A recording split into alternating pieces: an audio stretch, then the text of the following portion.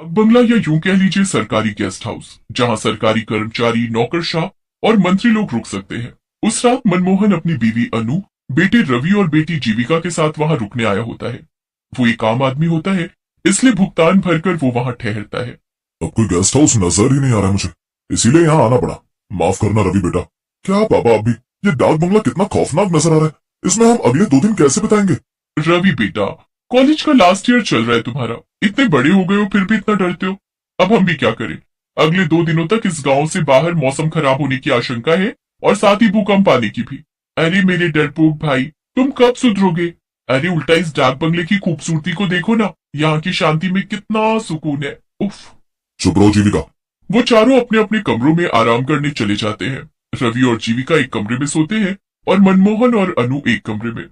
जब जीविका आराम कर रही होती है तभी अचानक से रवि को बाहर से किसी के हंसने की आवाज आती है।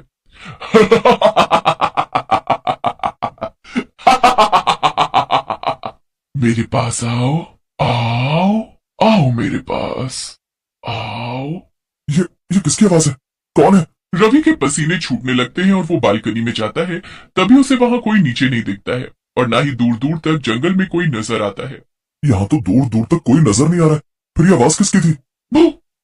जीविका, तुम पागल हो क्या? ऐसे कोई करता है क्या? मैं कितना डर गया एक पल के लिए।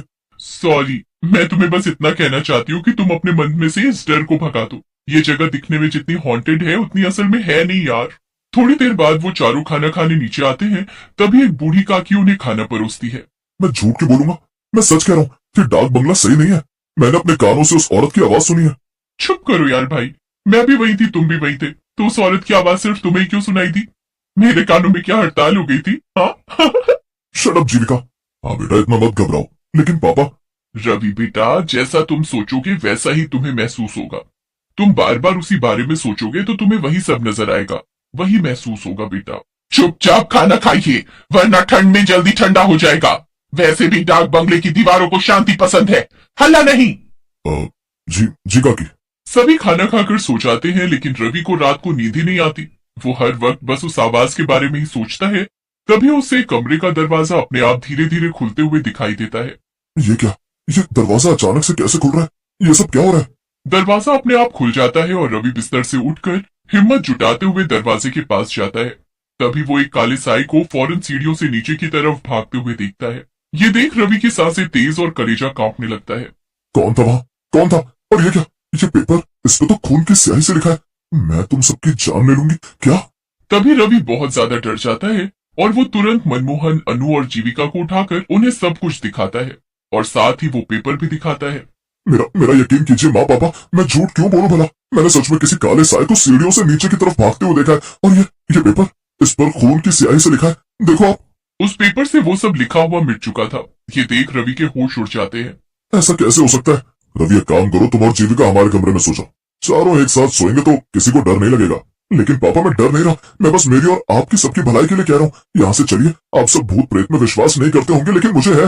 रवि भाई, तुम कुछ ज्यादा ही सोच रहे हो। बस रवि, चलो सोने अब और कुछ नहीं सुनना है हमें। पहले ही तुम्हारे पापा और मैं बहुत थक चुके हैं। कोई रवि की बात समझने की कोशिश ही नहीं करता और सब एक ही कमरे में सो जाते हैं। जैसे तैसे रात गुजर जाती है। अगले दिन रवि उस बूढ़ी काकी से पूछता है, काकी, यहाँ इस डाक बंगले में केवल मैं और मेरा परिवार ही रुका हुआ है, यहाँ और कोई नहीं रुकता क्या? लोग यहाँ रुकने आते हैं, लेकिन अभी इस समय नहीं है। हटो यहाँ से, मुझे बाहर जाना है।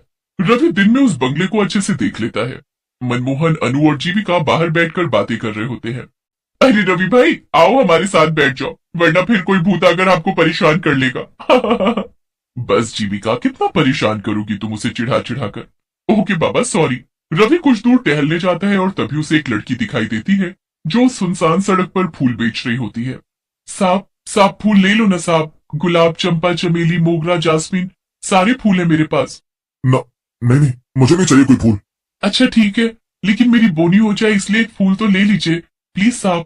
रवि उस फूल को खरीदकर अपनी माँ अनु को बालों में लगाने के लिए दे देता है। बाद में जब अनु बाथरूम में मुंह धोने जाती है तभी वहां की लाइट अचानक से बंद चालू होने लगती है। अरे इन लाइट्स को क्या हो गया अचानक से? और जब अनु आईने में देखती है तभी उसके पीछे एक औरत खड़ी होती है जिसकी शक्ल काफी ज्यादा खौफनाक होती है। अनु की चीख सुनकर सभी उसके कमरे में भागे चले आते हैं और उसे वहां पर बेहोश पाते हैं। माँ, माँ आंखें खोलो ना माँ। थोड़ी देर बाद जब अनु को होश आता है तभी वो उन तीनों को सारी घटना बताती है। अनु की जुबानी ये सारी बातें सुनकर उन तीनों के पैरों तले जमीन खिसक जाती है। माँ, ये सब सच है? हाँ जीविका बेटी, रवि बिल्कुल सच कह रहा था। देखो, मैंने कहा था ना आप तीनों से, इस डाक बंगले में जरूर कुछ तो गड़बड़ है। मनमोहन जी, मुझे कुछ नहीं पता। हम कहीं और रुक लेंगे, चाहिए तो जंगल में रुक लेंगे, लेकिन इस भूतिया डाक बंगले में बिल्कुल नहीं। हाँ पापा, अगर माँ और रवि ने यहाँ कुछ ऐसा महसूस किया है तो हमें यहाँ नहीं रुकना चाहिए।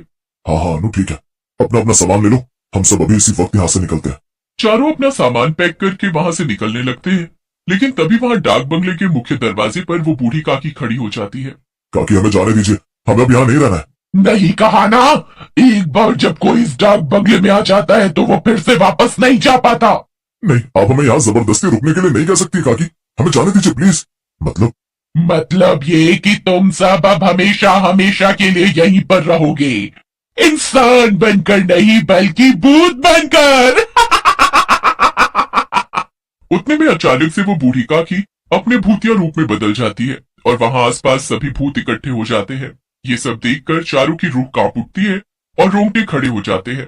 नहीं, बचाओ! वो चारों भागने की कोशिश करते हैं लेकिन उनके पैर नहीं हिल पाते हैं और वो जमीन से चिपक कर रह जाते हैं। नहीं, हमने यहाँ रुककर बहुत बड़ी गलती कर दी, हमें यहाँ रुकना ही नहीं चाहिए था। बचाओ! ये हमारे पैरों को क्या हो गया, ये हिल क्यों नहीं रहे? हमें बख्श दो, हमें जाने दो यहाँ से, जाने दो, हमें जाने दो। नहीं, कहा था ना मैंने।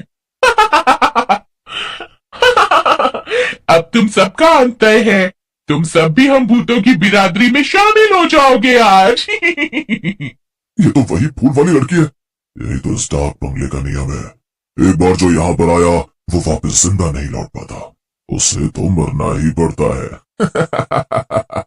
ये सब मैंने शुरू किया था, क्योंकि कई सालों पहले इसी डाक बंगले में काम करते करते एक गेस्ट ने मेरी जान ली थी, क्योंकि मैंने उसे सोने की तस्करी करते हुए पकड़ लिया था और मैं उसका जुर्म पुलिस को बताऊं, इस डर के कारण उसने मुझे मार दिया। क्योंकि सभी इंसान ऐसे ही होते हैं, मतलबी और बुरे। सारे भूत अब उन चारों के पास आने लगते हैं और चारों काफी ज्यादा घबरा जाते हैं, लेकिन तभी हम यहाँ से भाग तो नहीं सकते, लेकिन अपने मुंह से भगवान को याद तो कर सकते हैं। माँ, पापा, जीविका, हनुमान जी ही अब हमें बचा सकते हैं। वो चारों एक साथ हनुमान चालीसा बोलना शुरू कर देते हैं। जय हनुमान ज्ञान गुण सागर, जय कपीस तिहु लोक उजागर, रामदूत अतुलित बलधामा, अंजलि पुत्र पवन सुत नामा। बंद करो, बंद करो। हनुमान चालीसा सुनकर सभी भूतों के कानों से खून निकलने लगता है और सभी एक के बाद एक खत्म होने लगते हैं, जिसके बाद चारों उनकी कैद से आजाद हो जाते हैं और वहां से निकल जाते हैं। उस दिन के बाद डाक बंगला भूतों और काली शक्तियों के कहर से मुक्त हो गया।